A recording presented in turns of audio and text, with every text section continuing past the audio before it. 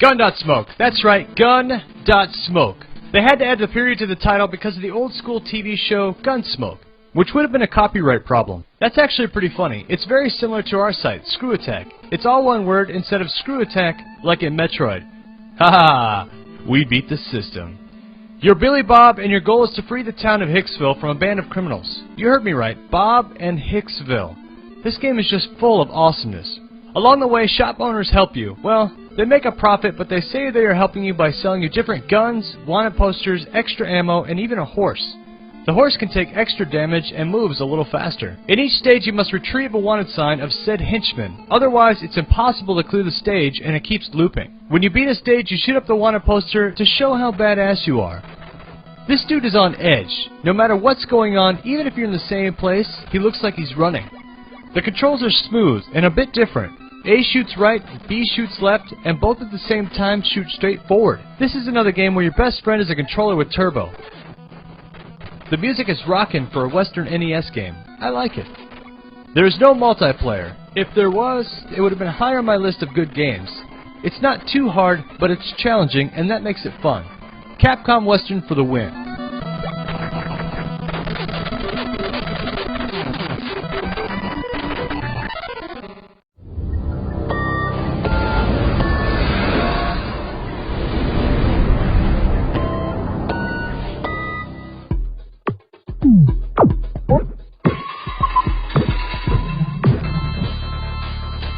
I love these types of games.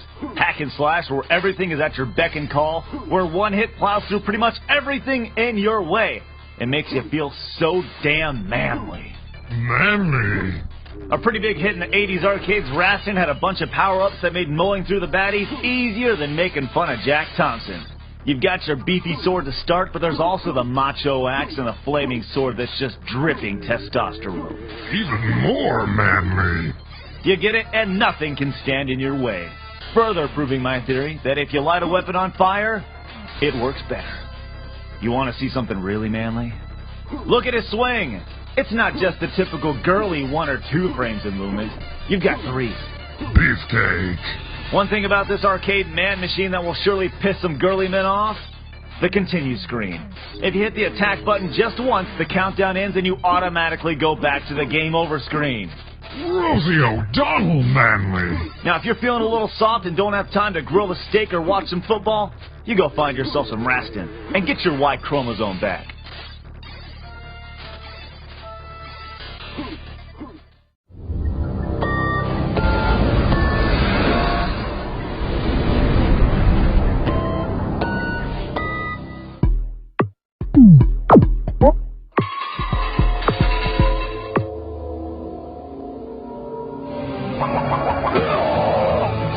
Corpse Killer Graveyard Edition on the Saturn. It was also on the Sega CD, 32X, 3DO, and Windows. It was another full-motion video light gun game. The Saturn Graveyard Edition features few new things, such as difficulty select and a new in-your-face zombie attacks. But it doesn't have light gun support, and that makes the gameplay even more stale than it already is. Sega's own rating system gave it an MA-17 because of zombie and voodoo themes, with hardly any blood in the game. Green. Antidote for poison. Heck, if you did an MA-17, you'd think they'd add a bunch of blood spray, just to make it crazy. The story's pretty cheesy.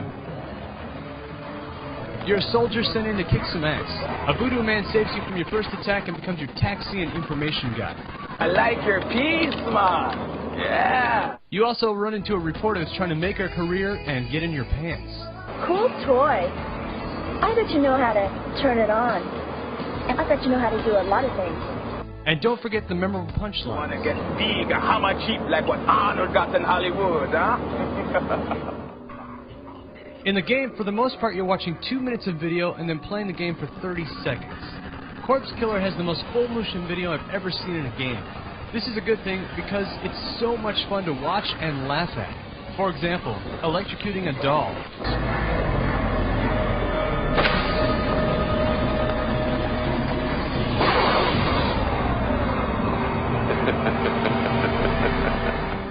And a zombie that walks silly, points at you, and runs straight towards you. I think it's hilarious. There's not too much more to the game. It's the same zombies over and over through 2 discs of non-stop classic silliness. If you want a top 20 game of the year, yeah, that's right, you heard me. According to the box, it's a top 20 game of the year. And a good laugh with some boring gameplay, it'll keep you entertained. Is this really cool or what? Electro Posse's got very sick dudes, brah. Bad dudes, man.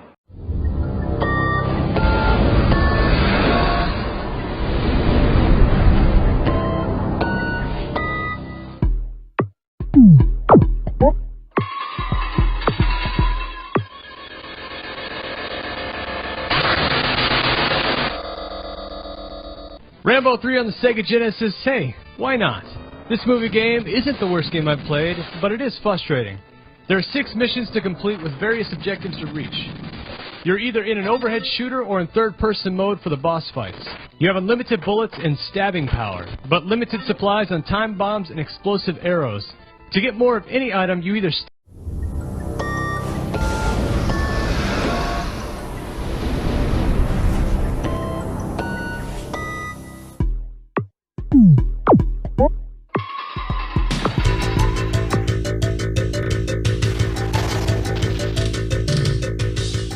Afterburner 2 by Sega. This version is from the Sega Ages compilation disc, which is said to be the closest port to the arcade. It's been ported to just about everything, from the Atari ST to cell phones. What made this game sweet was the visuals and the music. The gameplay was repetitive, but when you play in the arcade, sliding into that cockpit and having a flight stick adds a lot to the game.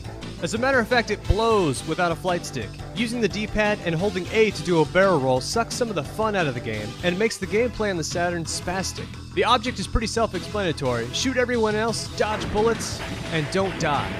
Who the hell needs a storyline? Obviously not Afterburner 2. It's all about kicking some ass. In the home versions, you have the option to have your guns firing at all times, and that helps, especially when you have to use the other buttons to roll and shoot missiles. You do have a limited amount of missiles, but in between stages you can refuel and get stocked up. It's time for Handsome Tom's Useless Knowledge! Afterburner 2 was originally planned to have a World War II theme and be realistic. That would have been pretty lame. Thank goodness they changed it to a kick-ass modern shooter. Also, in the cutscenes that show your jet fighter reloading supplies, you'll see the motorcycle from Hang On. And if you survive long enough, you'll get to see the car from Outrun. Little things like that rock. I miss crazy arcade games like this. They did make a sequel for arcade which features co-op and dogfighting, which sounds pretty badass. It's too bad arcades are dead and I probably won't get to experience it firsthand.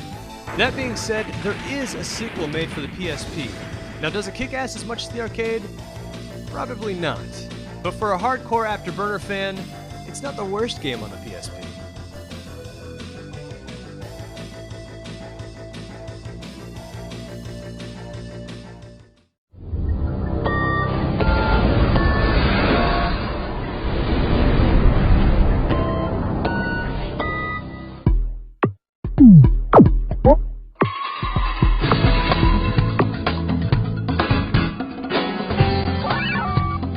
Outrun. It's another game from the Sega Ages collection. Pretty much anything in this collection ruled in the arcade. It's a great port, but doesn't have the same feel without the moving driver's seat from the arcade game. Game designer Yu Suzuki said this is not a racing game, but a driving game. And that pretty much makes sense, because you're going against time. What was unique when this game came out was the possibility to choose your own path. There were 16 different possible routes you could take. When you start the race, you get to set your radio dial for the choice of smooth music, which sets the mood for extreme speeds. I guess. The top is down on your Ferrari Testarossa, and your blonde babe is riding along to nag. Here's where the game gets fun for me. When you get too close and hit another car, tree, or sign, you spin out and your girl's upset, and points to your face. I assume she calls you a bastard for not kicking ass at the game. The best part is when you flip your car and you and your girl go rolling out. Obviously, if you're cool enough to have a Ferrari, then you don't have to wear seatbelts. The end is great. They toss you in the air. Congratulations! And a hot babe in a bikini walks by. They all turn and look at her, and you fall to your death. Now that gives it a mature rating. Does that mean Jack Thompson would boycott this game?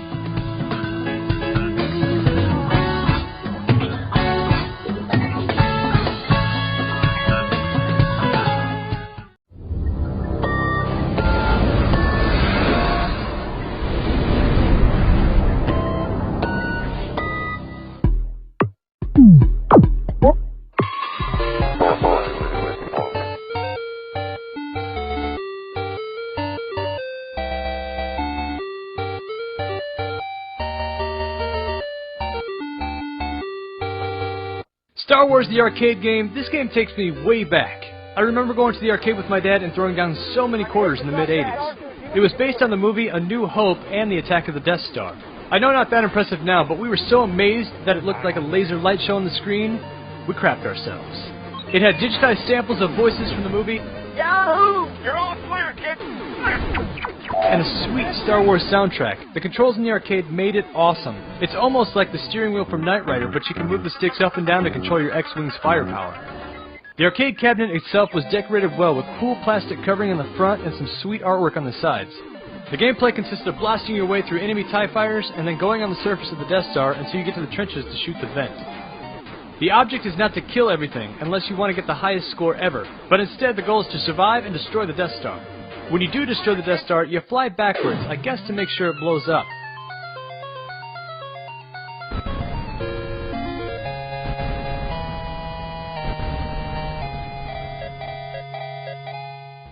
Only to find yourself making to the next level to destroy it again.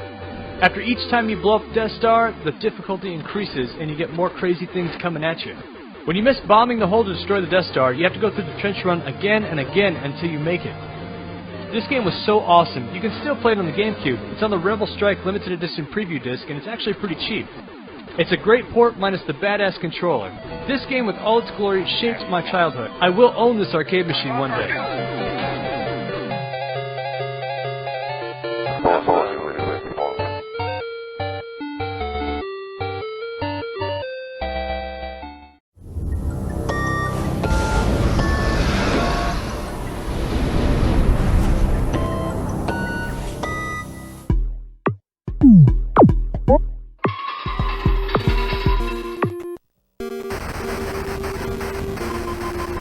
Road Blasters on the NES. This game is about racing and blowing shit up in the future. How do you know it's the future? Because of the Dome City backgrounds. Your goal is to get to the rally point on each of the 50 levels. You can choose of starting at levels 1, 4, 11, and the city theme of background. Ooh. It's gotta be the most random selection screen ever. I mean, 1, 4, and 11? What the heck were they thinking? When you're driving, there's a ton of stuff to get in your way. Cars, oil, nuclear waste spills, and mines with mounted guns on the side of the road that are all trying to kill you. It's a good thing you have unlimited lives and a spaceship to load you up with missiles, NOS, electric shields, and an Uzi that does the exact same thing as your built-in gun, but it sounds different. The kicker is your fuel tank. When you run out, the game is over. You can get more fuel by touching green or brown orbs in the road. The green orbs are just sitting on the road, but the brown ones you actually have to work for. You kill a car, and then you have to chase the orbs. You have to be going about 200 miles an hour. Sometimes you can barely catch up to them. There's no music when you're playing the game. You can only hear the rumble of your lawnmower-sounding engine. You would think in the future they wouldn't have to use gas. I mean, it's the future, and you can't die. There's got to be a better way. According to the box, it's a contest of futuristic warfare, and only one warrior survived in a race for something. When it came out, it was entertaining, but it just didn't stand the test of time.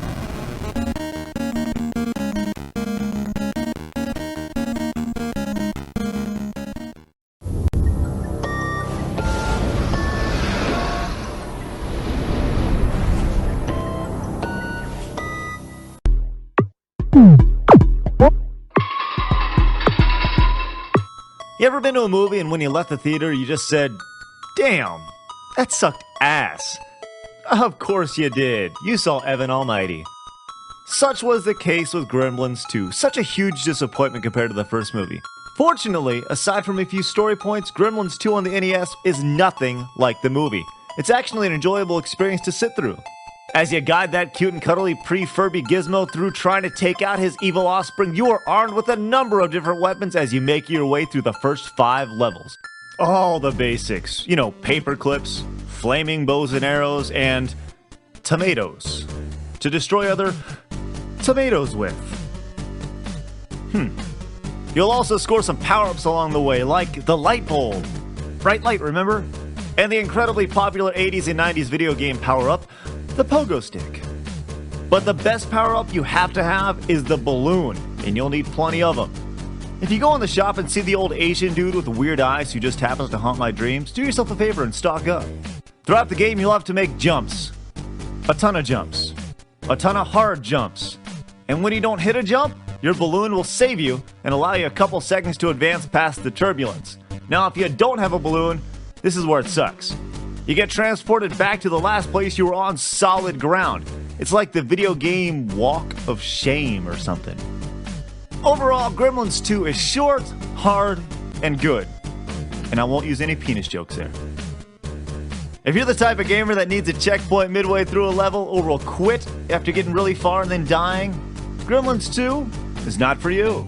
But if you stick it out, you'll be rewarded with a fun game based off a crappy movie.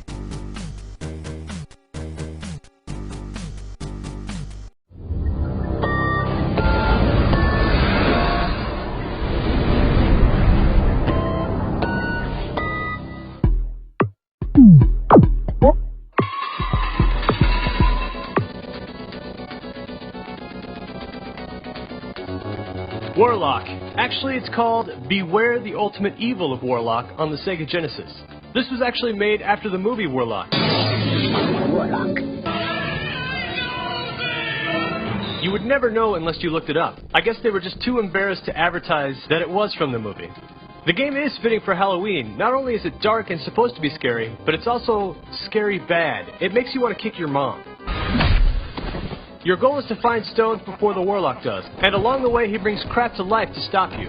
You do get aid for months to start the game, well, I think. They pretty much tell you to go chase a ball and make you look like a fool. Speaking of the ball, it's useless. You have to hold the A button and push in a direction to send it out. Here's a tip. If you shoot the orb and hold the B button, it zigzags. Holy crap, that's pretty lame. The ball is hard to use and never does anything but pick up crap on the screen you can barely reach. There's also magic that shoots out of your hand. It does one of two things. Either it makes you squat and fire, or you can shoot up at an angle. The controls just make me want to puke. I just want to shoot straight ahead, but you can't do it. I've never seen the movie, but I can only imagine how great it was to spawn this game. ¿Y por qué lado es? Por la derecha. I almost want to compare it to the nerd's review of Dr. Jekyll and Mr. Hyde. It's that bad. I'll give you one thing though. I know it's been done before, but when you get hit, you start losing flesh on your face until you have nothing left but a skull. I don't even know how this game ends, and I don't care.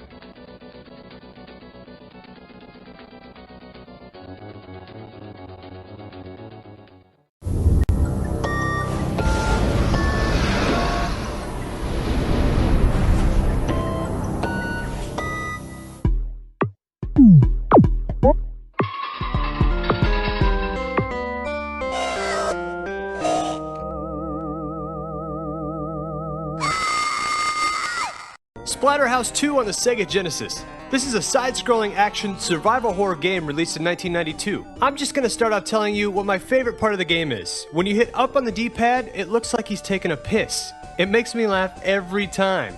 And if you do it just right, it looks like he's having zombie sex.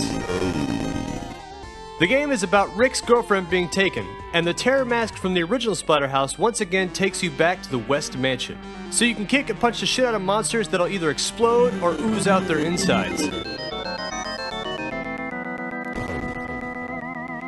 Once you get the weapons, it adds a whole new level of violence. Any solid object can hit things against the wall or smash them into the ground.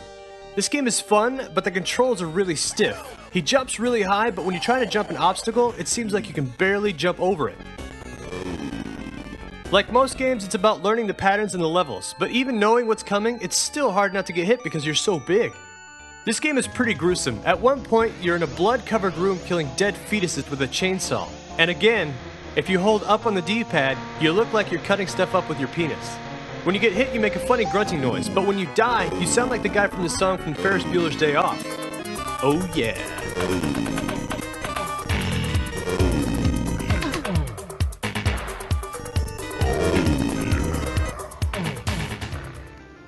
It's a pretty rad, violent game. It did have a warning on the box, and it was one of the smallest I've seen in a while. It says that it might not be for younger players. This was right before the rating system craze. Awesome. Violence kicks ass.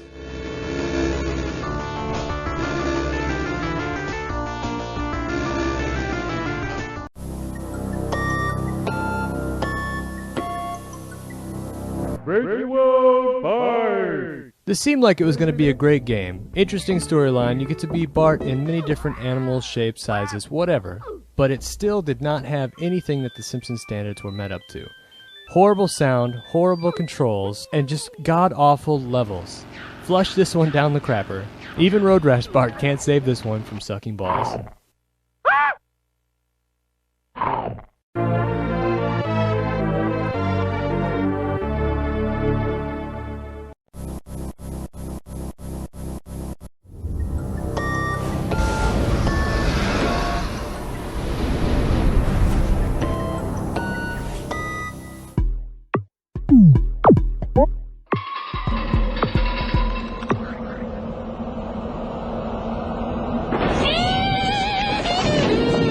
Mr. Bones, a Sega Saturn 2-disc exclusive in 1996.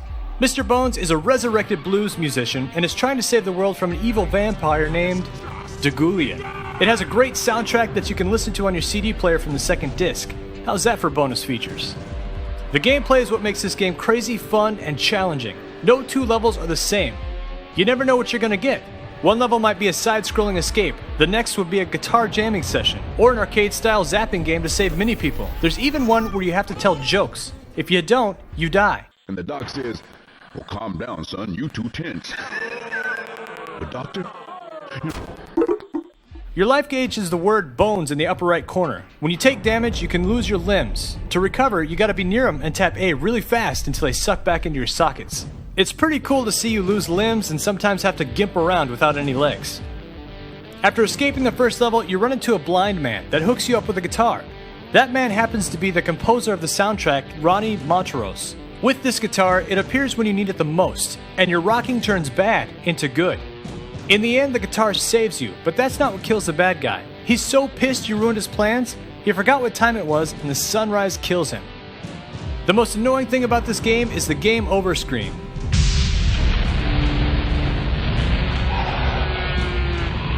It's the same, not funny, boring scene over and over again.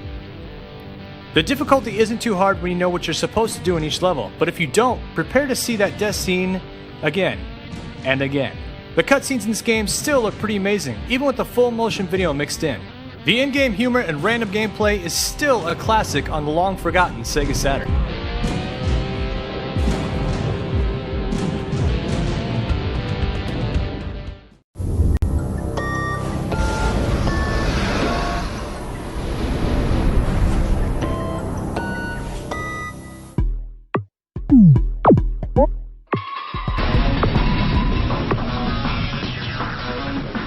With the announcement of Street Fighter 4, I found it only fitting to talk about one of my favorite Street Fighter games. Third Strike, y'all, Street Fighter 3. Street Fighter 3 Third Strike. After all the random Street Fighter games Capcom puts out, I feel the series was getting a little stale until I played this in the arcade. Third Strike rocks. It's got a crazy soundtrack, great moves, and a tech system that made it one of the best ones to date. If you don't know what a tech move is, it's where you can block or parry any of your opponent's hits, even the special moves if you can get the timing just right.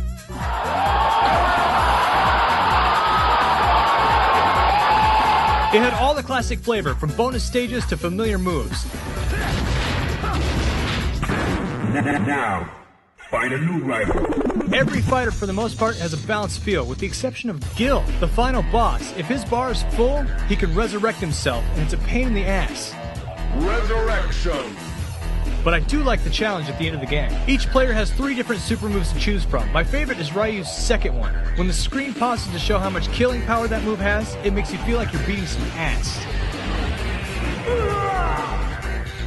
They brought back some classic characters, but added a whole bunch of new ones that play like the original cast. They even look similar. There are a few cool small things. For example, Hugo is inspired by Andor, one of the enemies from Final Fight, and his manager is also Poison from Final Fight.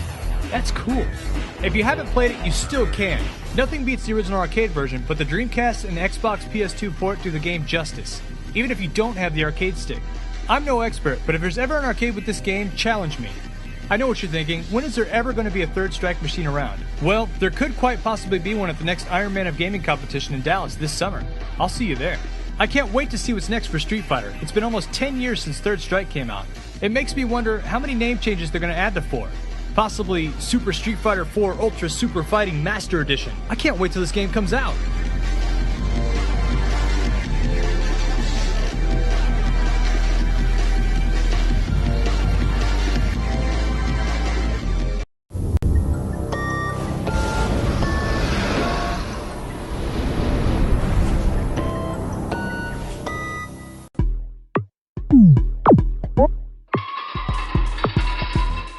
There's only one reason why I know who the hell this dude is, and it's because of the badass video game he slapped his grill on. At one time, Ivan Stewart's Super Off-Road was the racing game. After being hugely popular in the arcades, it made the jump to the NES and actually got better. It's crazy. Instead of being able to play with just 3 players like in the arcade, 4 players can now go on it on the NES via the 4-score or satellite. Now pretty standard in pretty much every racing game out there, Off-Road introduced the ability to power up your car to help you dominate Stewart in the competition. Pimping out your car is key to your success. Don't get too good though, because if you rock out one race and come in first, be ready to feel the wrath of Ivan. You will get your ass beat, and not just by a little bit. It's embarrassing. Stewart's car will lap the entire field. It's like an 8-bit bitch slap. Now, unfortunately, the series later fell into the whole let's turn the game into 3D and make it suck phase. So, after the first one, gamers pretty much lost interest. Now, apparently, Ivan Stewart is famous for winning all sorts of off-road races during his career, but to me, his biggest win was putting his name on the first game of this franchise.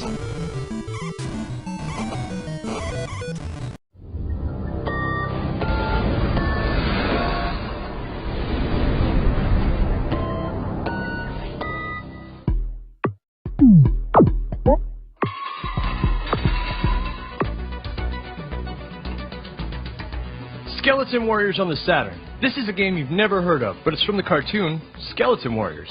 I've never seen the cartoon, but it looks like a ripoff of He-Man. This is my kitty, Mr. Cringer Pants. It's a side-scrolling buff guy with sword game. The only way to kill enemies is to knock their bones to the ground and then pick up the item they drop. If you don't get the item, they come back together again and you have to beat their ass again. The soundtrack is one of the main features according to the box. It lets you know that Tommy Tallarico did it and it's CD quality. It's time for Handsome Tom's Useless Knowledge! If you stick the Skeleton Warriors Saturn disc in your computer, iTunes has a name and track numbers in the database. That's cool. You should try it with some of your other Saturn games. The 3D animation is smooth, and that's surprising because other similar games have some kind of slowdown, but this one doesn't. It's too bad the gameplay is completely boring. You have 2 weapons, a star and a sword, but there aren't any cool combos you can do. It's basically just a one-button masher. They do try to change it up by adding a 3D level that completely sucks. You have no idea what you're doing, and you pretty much just move all around and dodge stuff until the level just ends. It's a pretty long game, and when the gameplay is this boring, it's a terrible combination. Even if you're a fan of the cartoon, it's not worth your time. They did integrate a cheat system that makes you invincible, but after every level or boss change, you have to enter it again and again, which is repetitive. If they're going to let you cheat, why make it a beating? If they could have made the gameplay actually good, I think with the soundtrack and animation, it might have been an awesome game. The end of the game is about 5 seconds long, and replays you beating the final boss, and then you get another star? All that animation and time spent to beat it, and that's all you get. Lame.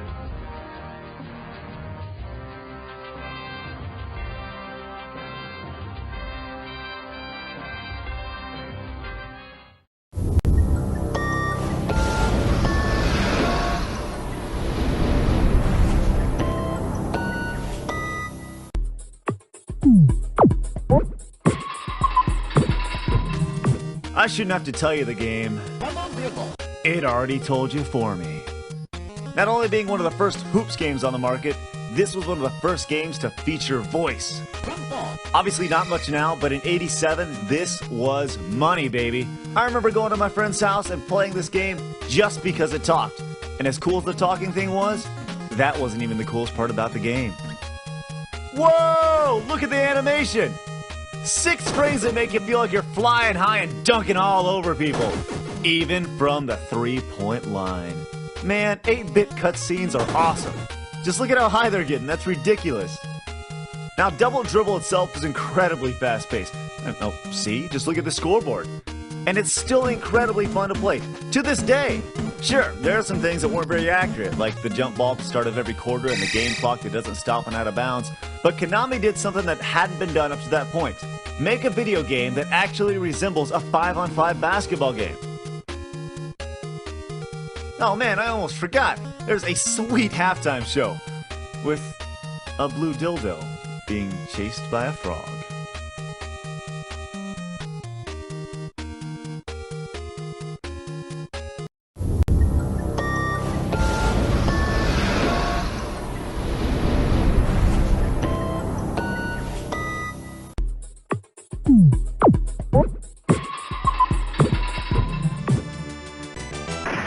Operation Wolf.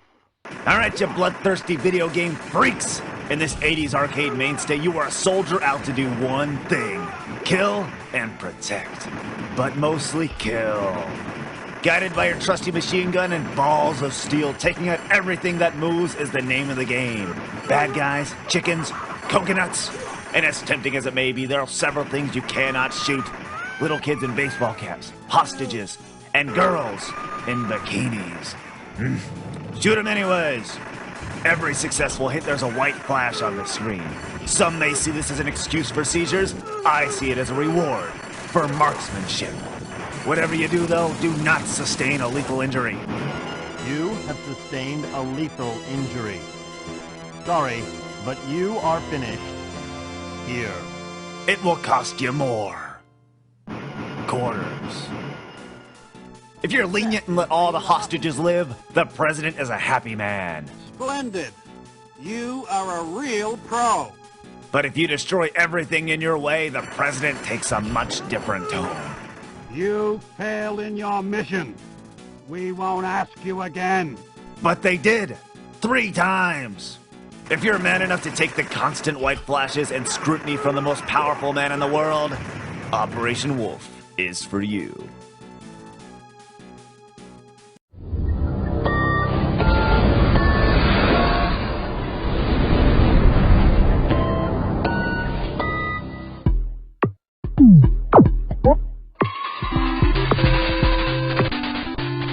Indiana Jones on the NES starts out great. A nice little picture of Harrison Ford, and the best part is they're actually using the music from the movie. When you start the game, the instructions are to touch kids to see a prize. And the prizes are keys, knives, guns, and cherry bombs. Now why the hell do little kids that you need to touch have weapons? That's awesome. NRA for the win. The original arcade game is far superior to any of the many ports. This is how I originally played it. Oh yeah, floppy disk. I thought it was awesome, and at the same time frustrating, but hell in '86 it didn't matter. I played the crap out of this game, even with the jerky controls and weird looping level designs.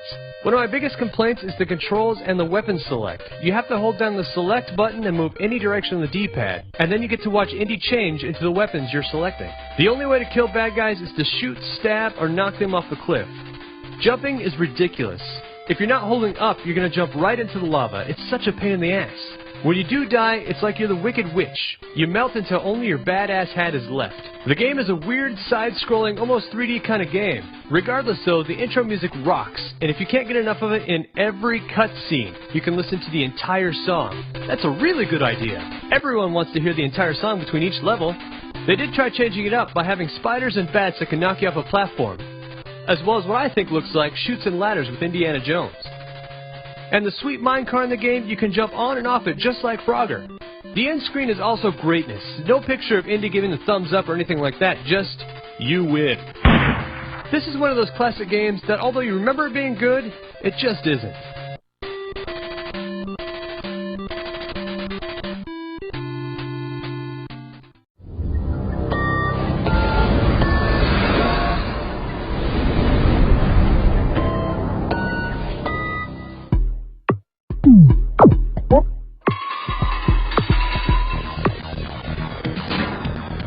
T2, the arcade game, pretty badass at the time. It even says so by giving itself a rating of R, for righteousness. In the arcade, it had some sweet guns and some nice looking graphics with some Arnold sound clips from the movie. It's Judgment Day. But what happens when you port this over to, say, the Genesis? Well, it's pretty much the exact same thing, but without the smooth graphics, bonus levels, and about half the fun. It was cool they tried to make it a light gun game with the Menacer, which is a piece of junk. But it's the thought that counts. Even with the Menacer, you want a regular control pad. And if you have one with turbo, you can cheat and turn it on. Without turbo, your gun will run out of power, which blows. Excellent. The movie was pretty big with lots of action, so you go through most of the action stages of the movie. And even a stage that has a backstory to the movie with some weird robots and some snake robots you've never seen before. Woohoo! They do deliver what the box says, which is T2, the arcade game, but it's a hard-ass game. And you know some of the levels were put in there just to suck all the quarters out of you. 2 pain-in-the-ass levels come straight to mind. One where you have to protect John Connor in a truck, where the truck takes up 90% of the screen. Even if you cheat and use the Game Genie to have unlimited lives, you have to keep doing it over and over again until he lives. The other level is when John and Sarah are in the armored car, and if the T-1000 touches the car once with the helicopter, it's instant death. I think the best level is when you're in the office and you have to destroy everything. Sarah Connor is invincible and likes to take a bullet here and there. And the second half of this level is when all those guys from the Intel commercials are throwing crap at you. The last level is ridiculously hard. You have to beat the T-1000 twice. It must be nice to be a Terminator. When you're in your hour of need, you've got extra ammo raining from the sky. The first time you fight him, you shoot holes into a liquid nitrogen truck until he's cold enough to go into a million pieces. And then you get to shoot him again on the platform with hot metal. You're gonna die in this scene if you don't have a whole bunch of shotgun ammo. He's gonna force his way onto the kid and beat him down. When you finally do kick his ass though, he falls in just like the movie. I know when you're in the arcade, the end doesn't matter that much. But come on, give me something new or at least show me killing myself at the end of the movie. This is another ending that could suck my balls. Mission complete.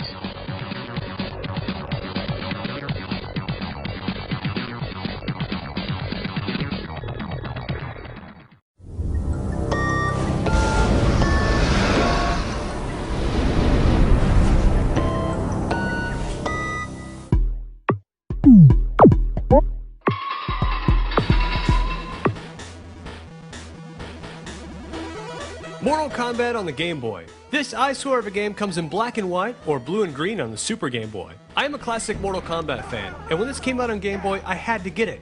Man, was that a mistake. I actually took this one back to Funko Land a couple of days later. The graphics for the original Game Boy were not bad, but the gameplay will come back to haunt you forever. It moves so slow, you can eat a sandwich in between uppercuts. And no, I'm not slowing down the video, it's that bad. They did change up the moves for the Game Boy. For example, Sub-Zero's freeze is not down forward punch, but back forward kick. It's not hard to make the moves the same. I have no idea why they even thought about changing them. The moves also have a completely different timing system. Sometimes you have to delay something to get it to work. I played through an entire game just to get Scorpion to do his fatality, which is forward 3 times and A plus B. It never worked until I tried forward 3 times, slight hesitation, then A plus B. I would say it's because they tried to push the limits on the old Game Boy, but look at MK2. It's 10 times better, faster, and much more fun. They just screwed up this game. On top of everything else, Goro is almost impossible, and when he does hit you, he looks like he's molesting you. Dirty. You know what'll make this a happy review? How about some Handsome Tom's useless knowledge? Jean-Claude Van Damme is originally supposed to be Johnny Cage, but the deal fell through. If you look at the original data files for Johnny Cage, it still has the codename Van Damme. And the original concept of Mortal Kombat was modeled after the Van Damme movie Bloodsport. Good old nut-crunching fun. It's too bad Johnny Cage isn't on the Game Boy version. For those of you who love fatalities, I'm just going to end on all of them.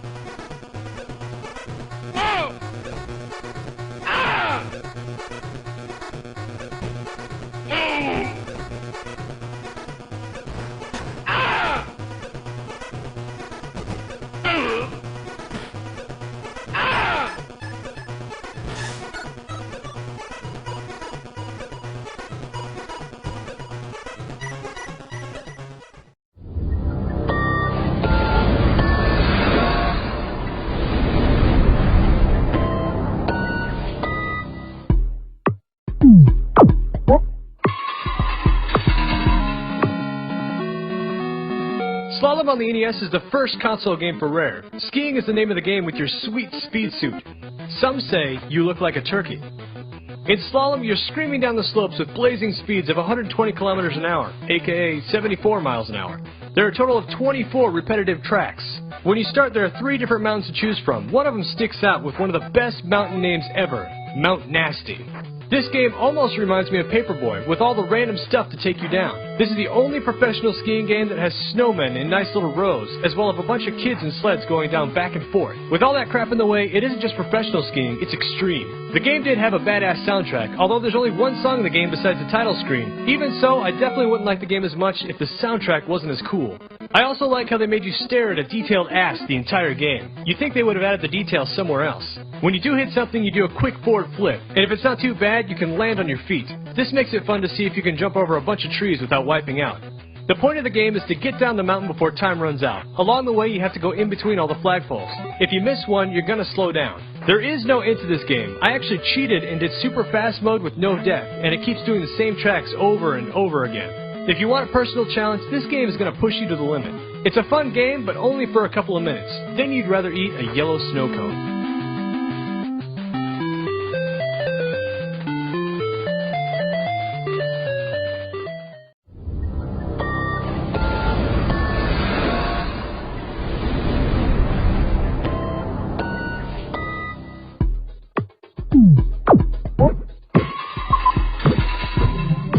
Welcome to NBA Jam! This is a classic. NBA Jam defines what an arcade game is. It's over the top in every way imaginable. Now, 2-on-2 basketball games have been done before, but nothing like this. Now, the obvious draw to NBA Jam is just the absolute ridiculous dunks, but man, there was so much more that made this one of the best arcade games ever. The realistic player faces, the secret characters, yes, that is the Fresh Prince, power-ups, and the awesome announcer. And if you like your video game Easter eggs, there are a ton in NBA Jam. In the early version of Tournament Edition, you could actually play as characters from Mortal Kombat, but the NBA freaked out over the whole violence controversy surrounding MK and forced Midway to remove them in later versions of the games. What a bunch of pussies. While the home port didn't have all the glam that the arcade versions did, they still held their purpose and actually gave some more options to help trick up the experience.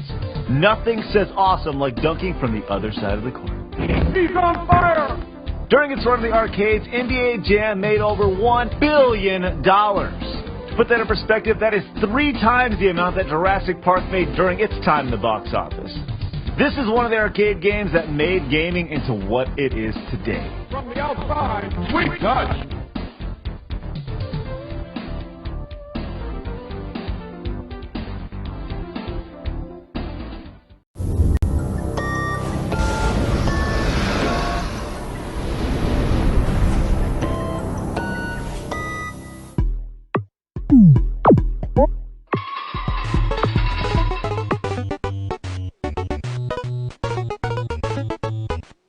Hogan's Alley. It's one of the first arcade games that used a light gun. It's also one of the original 18 launch titles for the NES back in 1984.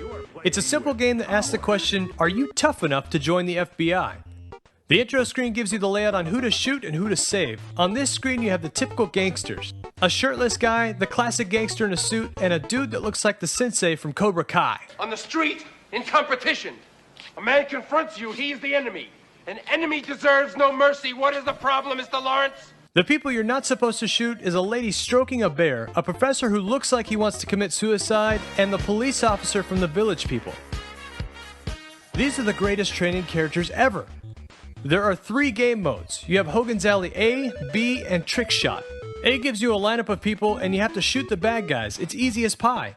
It does speed up a little, and after every 10 rounds you get a sharpshooter. Or if you kick enough ass, you're gonna get super sharpshooter. Wow! In Mode B, you get to slide through the town and try to kill as many bad guys as possible, which is the most memorable part of the game. Trick Shot is a simple game where you shoot cans on a platform before they fall off the screen. Depending on the level you get, it's more points. You would think landing on the smallest piece would give you more points, but they screw you, and it gets you the least out of them all. In each mode you get 10 misses, after that you're boned, and you can't get into the FBI. That's what you get for sucking. For those of you who haven't played Hogan's Alley and are thinking, hey, I'm gonna go get this on eBay and play it on my new HD TV. Well, it sucks to be you because you can't play it. The Zapper only works on old school tube TVs. That's how you can really tell it's a classic game.